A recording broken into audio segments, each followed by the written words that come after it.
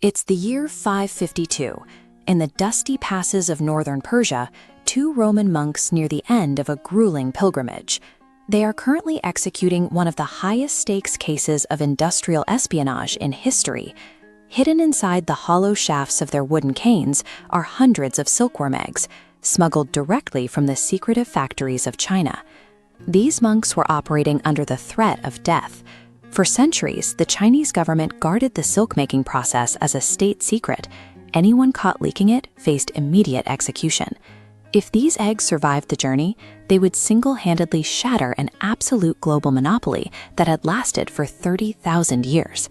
At this time, silk was the ultimate status symbol, frequently used as a currency with a value that often exceeded its weight in gold. Despite its value, the Western world remained in the dark about its origins. Most Roman elites believed the material was a botanical product that grew on trees.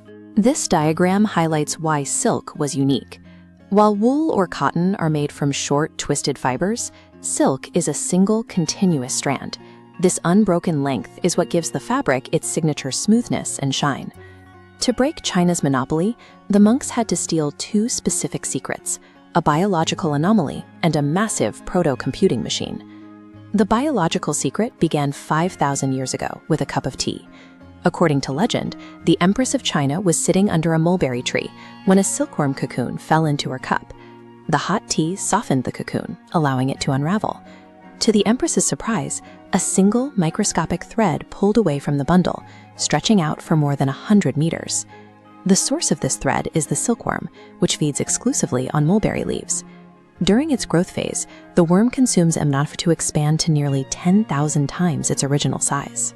When it's time to spin a cocoon, the worm uses special glands to release a protein filament soaked in a liquid glue. As the filament touches the air, it hardens into a solid fiber. A single cocoon can contain a full kilometer of silk.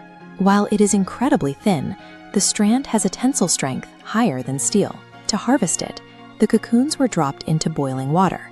This killed the worm before it could chew its way out and break the thread, while simultaneously softening the glue to allow for mass reeling. However, possessing a biological superfiber is useless without a way to process it.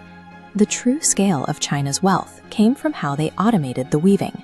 Managing thousands of microscopic threads was a massive industrial bottleneck. Creating complex patterns by hand was so slow, it was reserved only for the most elite artisans. This changed 2,000 years ago with the invention of the pattern loom. Models of these massive wooden machines were recently uncovered in ancient Chinese tombs.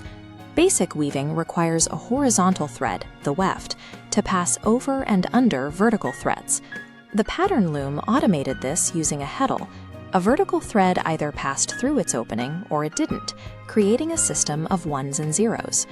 By moving the foot pedals, the weaver could shift entire shafts of threads. This separated the vertical lines into two distinct groups, allowing the horizontal thread to shoot through the gap in a single motion. Adding more shafts allowed engineers to store and pre-program intricate, repeatable patterns directly into the machine. These ancient looms were effectively wooden binary computers.